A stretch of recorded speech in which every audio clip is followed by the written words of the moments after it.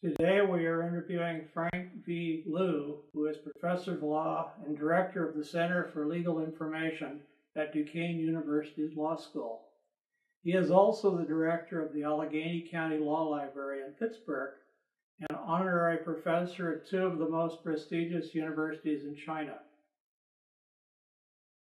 Okay, the two universities from which I received honorary professorships are China University of Political Science and the Law and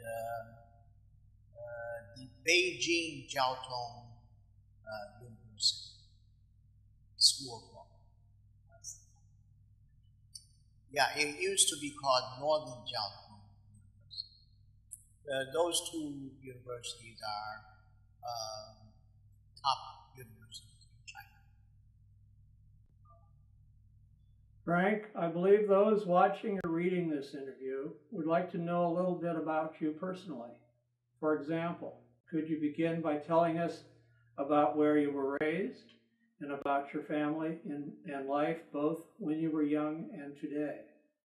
Then perhaps could you tell us about your education, including your study of law in Taiwan and your later graduate work in the United States, including your library school studies at the University of Texas? I was born in southern China. My father was a general in the Chiang Kai-shek's army. And my mother was an educator. So when the communists took over China, my father had to move to Taiwan with the Chiang Kai-shek's government. So I grew up in Taiwan. I attended elementary school, middle school, high school. Then I was admitted to National Taiwan University, College of Law, from which I received a Bachelor of Law degree. Fortunately, I graduated at the top of my class. As a result, I received a fellowship from Yale Law School to come to the United States to pursue graduate study. So in 1966, I came to the United States, attended Yale Law School to take courses in international law. So after 1 year, I continued my education. In 1967, I started a Master of Comparative Jurisprudence program at the University of Texas in Austin.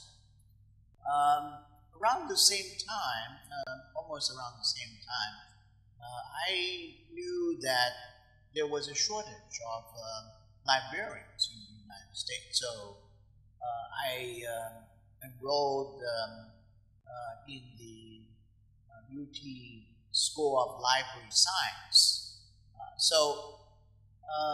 In 1970, I received the Master of Comparative Jurisprudence degree. In 1971, I received the Master of Library Science degree. So now, talking about my family today, I am married. I have a son and a daughter, and I have two grandchildren, two granddaughters.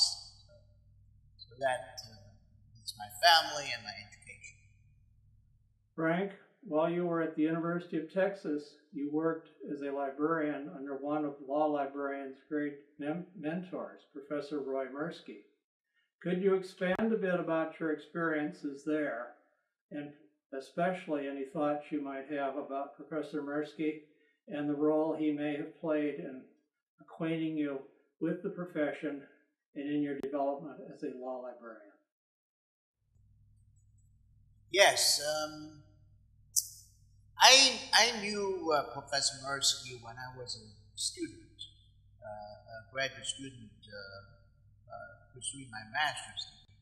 So I saw him from time to time, and we have developed a friendly relationship, even though we did not know each other very well. So after I graduated from the library school with a master's of library science degree, I started looking for a job.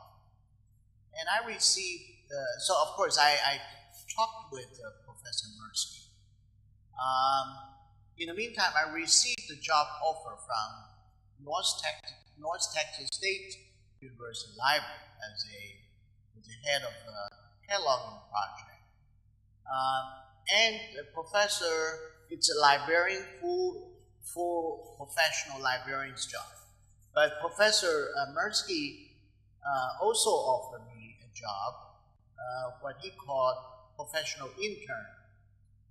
So I had a tough decision to make to whether to take the librarian's job at North Texas State or with Professor Mirsky.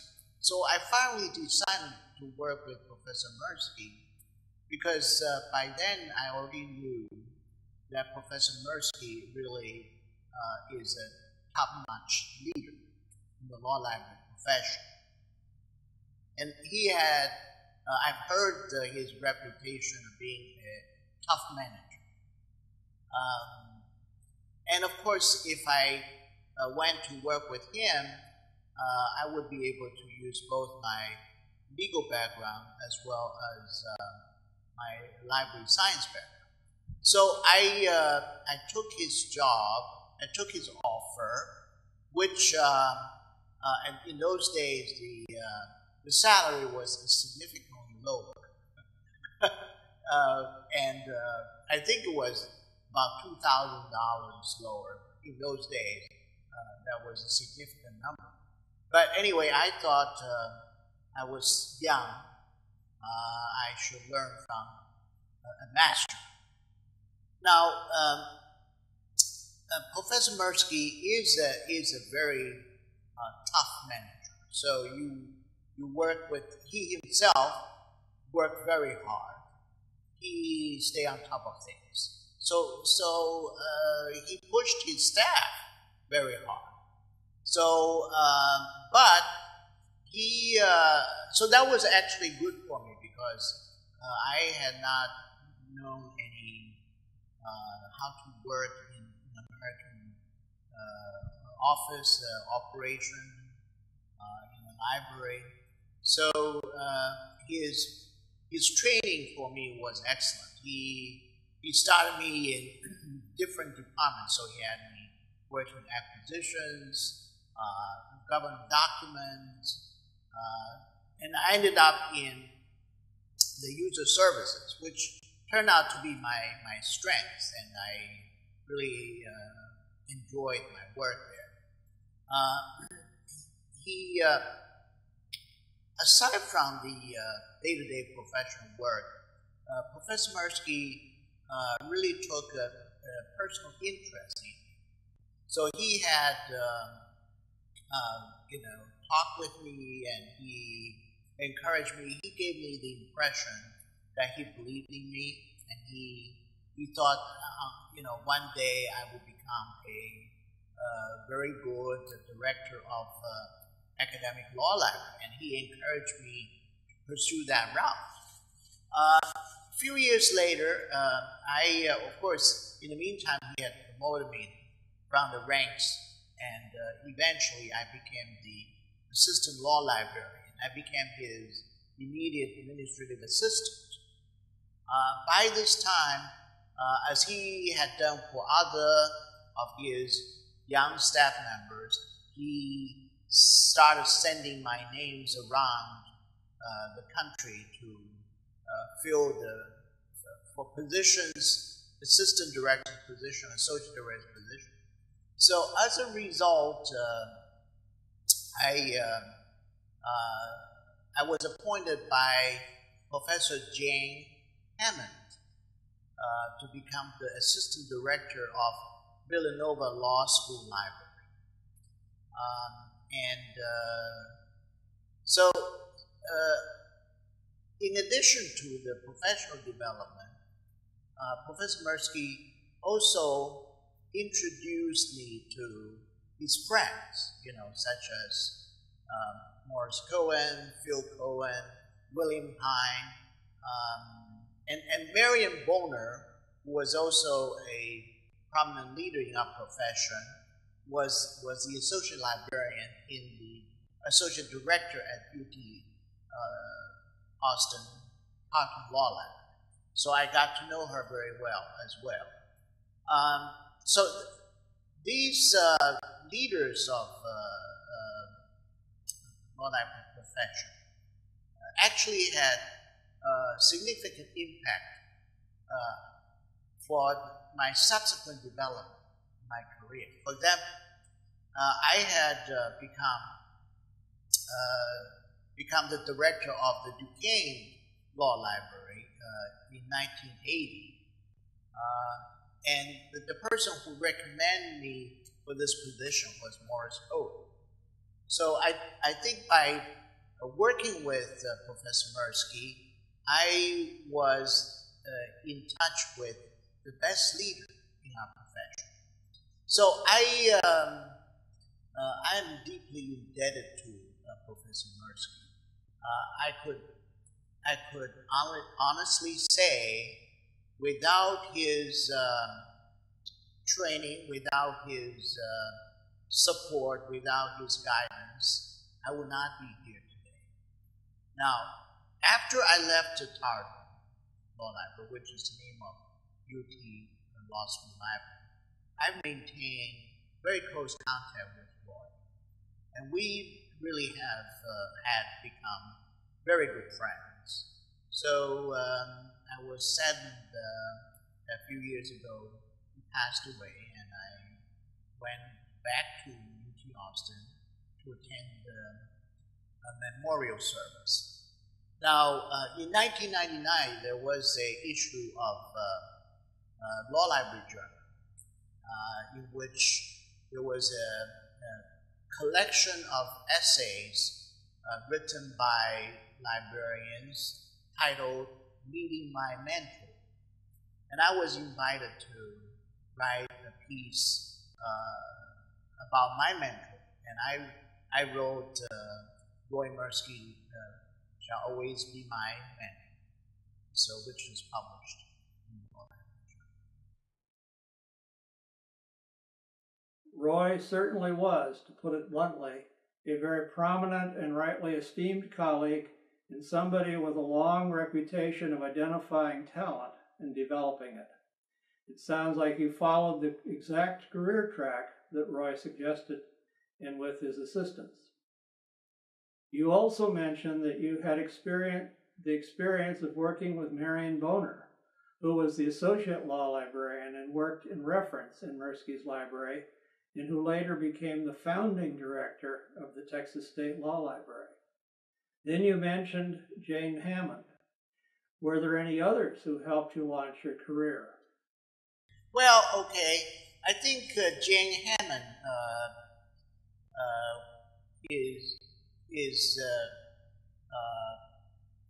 when she appointed me as a director, as an assistant director, basically her assistant. She was the president of AALL. So through her, I've become really active. I have been active with AALL since I joined the profession in 1971. But I was working kind of from the grassroots. But after after I started working with Jane Hammond, she appointed me to really leadership, like chairman positions. One in particular, at that time, there was a committee on contemporary social problems, which later on became a special interest section. So she appointed me to be the chair of that. So I owed her a lot she also really, I think her management style is quite different from Roy. Roy is very tough, driven kind of a manager, but Jane is very humane. I wouldn't say that Roy was not humane, but Jane is more considerate in terms of she allowed her staff to really develop their own skills and leadership. But what I did learn from Professor Hammond was that you should treat your staff with respect and with care. And of course, there are times I went overboard, and she would take me to her office, and kind of remind me that there are certain lines. How I deal with the faculty, deal with the dean. There are certain lines that you cannot cross. Okay, so I until this day I have maintained a very good friendship with Professor Hammond, so I'm very indebted to her. So as I mentioned about Professor Morris Cohen, I only had really casual acquaintance with him. Through the years, in convention, I would just chat with him, read, because I met him in Roy's home in one of the receptions that Roy, held for visiting, librarians, leaders. But every year I would just, say hello to Professor Cohen. So when I came over to interview for my job at Duquesne Law School, director's position, the dean of the law school said to me, he said, you were highly recommended by Professor Morris Cohen. I was totally surprised. I didn't think, that we did not really know each other that well, but he apparently, thought enough of me to recommend me to this job. So, which I think was really a key factor that I eventually got this job. So I think I'm very well. I should say that going back to Roy, the decision that I made for in working with Roy is probably the best decision I ever made in my life, and was the most critical decision I made. So, which really kind of started my career in the law library profession. So I'm forever grateful to Roy, to Morris Cohen, to Jane Hammond, who they are all very instrumental in what I am today. I should also mention that at the same time, they were people, colleagues, librarians working with me at Tarleton during that time, who later become prominent leaders. For example, Terry Martin, he became the Harvard Law School librarian. Until this day, Terry and we are very good friends. And Donald Dunn, who I deeply regret he passed away rather prematurely, in my view.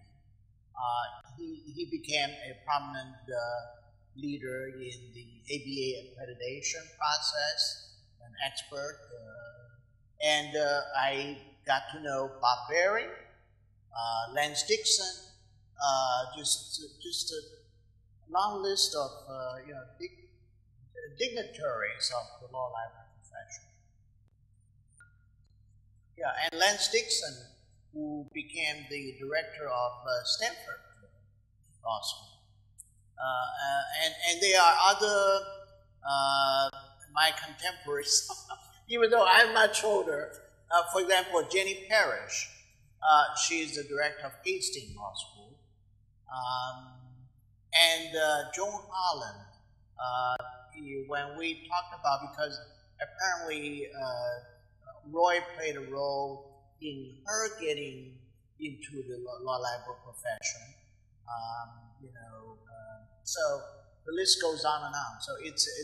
So I cannot think highly enough of Roy and his legacy in our profession and his impact to me personally. I certainly can appreciate your thoughts on Roy and others you have mentioned. Roy even helped me early on, although I had come into the profession through a different avenue. He assisted me here and there and became a close friend. So I understand the opportunities you have had partly as a result of having the experience with Roy at the beginning of your career. Well, there was always a thought in my development that because Roy had a tough reputation, in other words, he worked doubly hard than his own staff, and therefore he pushed his staff very hard. So there was this thought in my mind, after I work with Roy, I can work with anybody. So he really gave me a lot of strength and courage. So just too many things that you can say about the positive impact Roy has had on me personally. Frank, you have been speaking up until now primarily about these other people. You too, Frank, are a major accomplished leader in your own right. For example, you have received a number of prestigious awards and other recognitions of the contributions you have made to our profession. I recall that you served on the AELL Executive Board in the late 1990s and have been very involved in expanding the role of minorities in AELL and in the profession. In 1996, you received what is now known as the Roy M. Mirsky Spirit of Law Librarianship Award and are currently serving as a member of the Advisory Council of the University of Texas School of Information. Could you tell us a little bit about these and other aspects of your leadership activities, including those at Duquesne University and in the Pittsburgh community? Yes. One of another legacy of Roy was, as soon as I started working with him, he kind of took us along to attend AAL convention, even though we have to pay half of the expenses. But anyway, so starting from 1971, I guess that's when Pat, you and I might have met.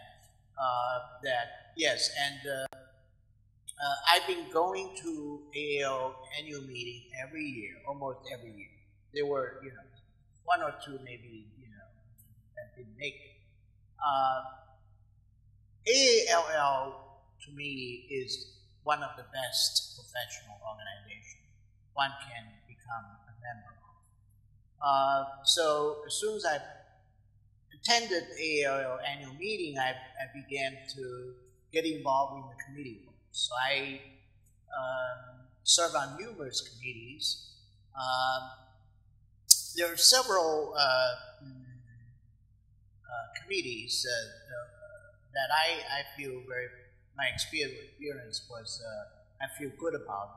One, of course, is the Committee on Contemporary Social Problems. And that was a very interesting committee because we did deal with a lot of social issues. And in those days that AAL took positions on social issues, like Vietnam War and things of that nature. But around that time, the AAL decided to turn certain committees into special interest sections. So I was instrumental in turn the special, the Contemporary Social Problem Committee into a special interest section. I believe you have to get some signature and so on. So I gathered enough signatures and turned that committee into a special interest section. So that was a very, I was pleased with that experience. The other was that I was the co-chair for the local arrangement committee for the 1995 ALL convention in Pittsburgh. That was an excellent experience because there had been a lot of doubt about whether the Pittsburgh law librarian had enough strength or numbers to be able to put together a convention for ALL. But I was one of those who adamantly, insist, that we should get the AL here. So there were, votes taken, and but finally the AL decided, okay, we go to Pittsburgh. It was a great experience working with the headquarters to put that convention together. And we, the local arrangement committee even raised money. I think that was a rare contribution that the local arrangement committee was able to do to raise money from the local community basically on law firms. I believe the Pittsburgh Convention was considered to be one of the most successful conventions. Has a beautiful reception in the Carnegie Museum. That everybody told me that was the best reception they've had. And we, financially, it was the biggest money-making convention up to that point. So I was very proud of that. And so, of course, after I served as a local arrangement committee, I was then the nomination committee of AL took notice of me. So a few years later, I think 1998, I was elected to be the executive board of the ALL. Prior to that, I was also involved with the Reno convention. I was the editor of the convention newspaper. So that was also a very interesting experience. So so I was elected member of the board. That to me showed that ALL is truly a very open, inclusive organization, and I feel that I have learned leadership skills, the ability to be able to work with volunteers to achieve common goals. You don't get any better training anywhere else than in working through the committee work with ALL and working on the board. And the board, amazingly, board is an excellent collection of top talents of our profession. They're so mature. Most of them are younger than I,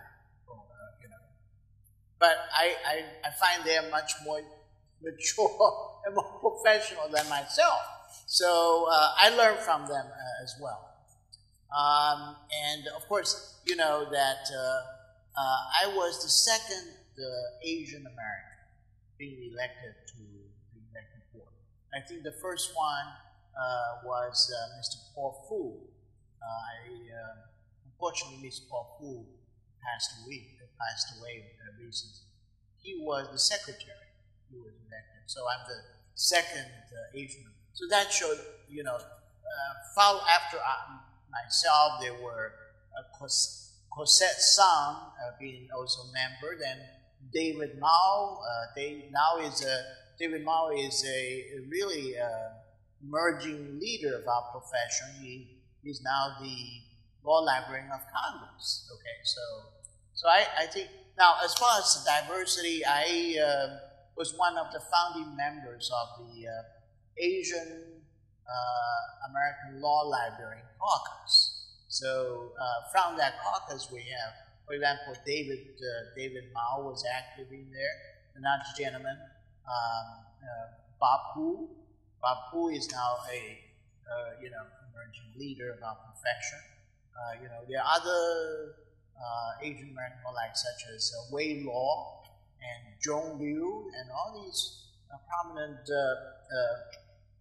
librarians have been part of that process. Now, the Roy M. Mirsky spirit of librarianship award, that award primarily was to recognize law librarians who use his or her skills to make contribution to the community. So in 1985, after I become, I have a professorship. I received associate professorship. Then 1988, I've become a full professor with tenure at Duquesne University.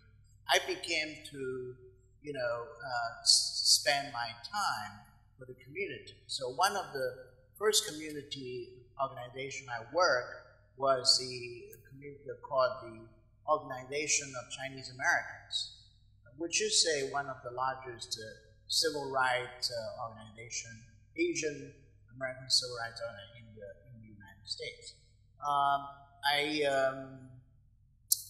I visited, there were non-chapters around the country. I visited different chapters. And I was, in 1988, I became the national president of that organization. 1989, I was re-elected as national president and had the privilege to be invited by President George Bush Sr. to the White House, along with other Asian American leaders, for him to consult about Asian American affairs. So I was, and then we had 16 people invited. He met us in the Roosevelt room. And among the 16, they elected 5 speakers. So I was one of the 5 that these Asian American leaders elected to be the speaker when the president came into the room. So I spoke on a number of issues, and I, asked, basically advised the president. So after I was, that event was finished, I was deeply moved by that experience. Here, you recall, this was 1989, and I came to this country in 1966. So it was 23 years after I came to America. So 1966, I was a foreign student, penniless, coming over, came over by the Yale's fellowship with no money of my own. My brother bought me a ticket my brother was already in the United States. He sent me money to buy an airline ticket to come over. But 23 years later, I was sitting, across the table from the President of the United States. I said, well, what a great country this is. And I said, this is the country that I shall dedicate my life to. This is the greatest country on earth. So that was a terrific experience. So 1989, so that was a terrific experience. Then, so 1990, after I finished that, the community service in the United States for the Chinese American, I started thinking back to China. So I said, well, I have not been back for 40 years.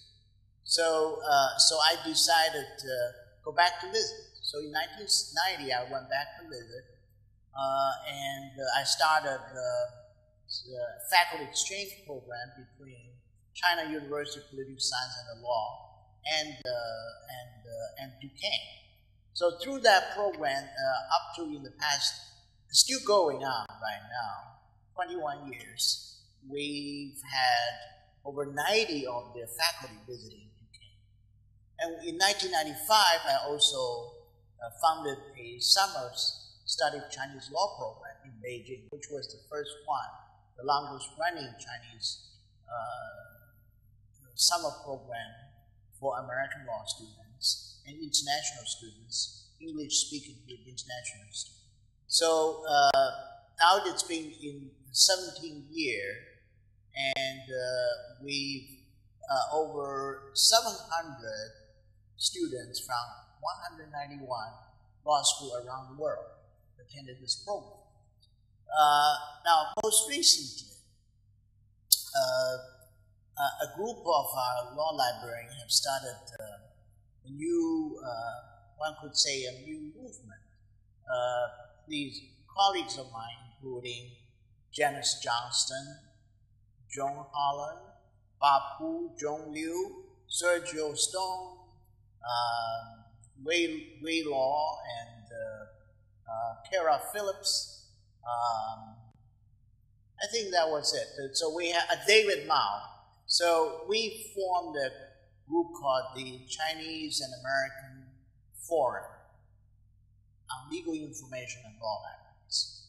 Now this is a nonprofit organization, and before the organization was formed, we had held a very successful international conference, which was called China and United States Conference on Legal Information and Law Library in Beijing.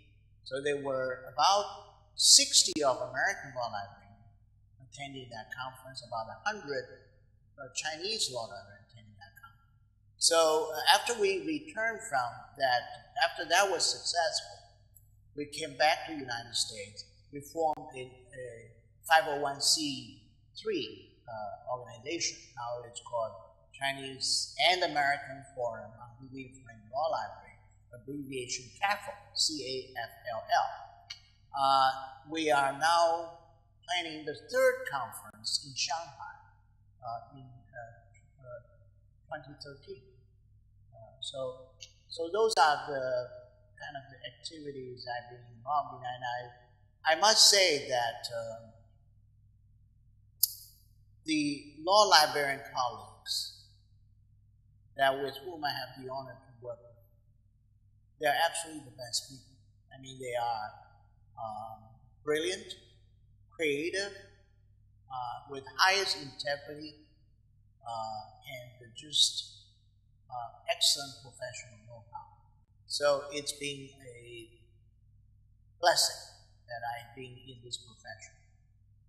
Yes, I should mention about, you did ask me about my work at UK University.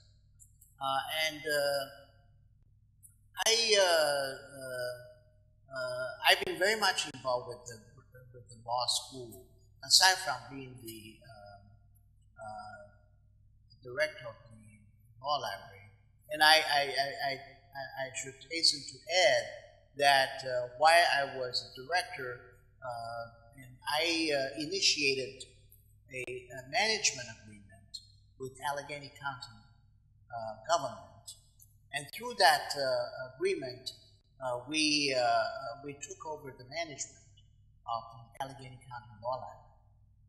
So it's in 1999. So this has been it's 12 years, 13 years now. We've been managing. And this is one of the probably only agreement in which a Catholic academic law library is managing a public law library. So that, I think there had been a lot of interest in this development. The other contribution, the other experience at Duquesne that I should mention is that I was elected by my entire faculty in 1994 to 1998 to become the president of the faculty senate. That was, to me, that was again, I would be the first Asian American faculty member elected by the entire faculty to be the faculty senate president, dealing with the president of the university, who happened to be Professor John Murray of Murray on Contracts. So that was a very excellent experience. And most recently, I had just been appointed as the chair of the self-study committee for the law school for our upcoming site visit by ABA. And I myself was very honored to be a site evaluator for a number of schools. And I will be going to visit another school in February next year. So I think that concludes all my activities. I do appreciate your taking this time this morning and sharing these things. It sounds like you have had a good career and enjoyed it, and it was a very accomplished career. Thank you, Frank, for your time this morning. Thank you, Pat, for this opportunity. I should say that I should pay respect to you personally as a leader of our profession. I recall you were the president of our profession, and I thought while you were the president, you did a marvelous job. And I'm very honored to have this opportunity to share my experience with you. Thank you again.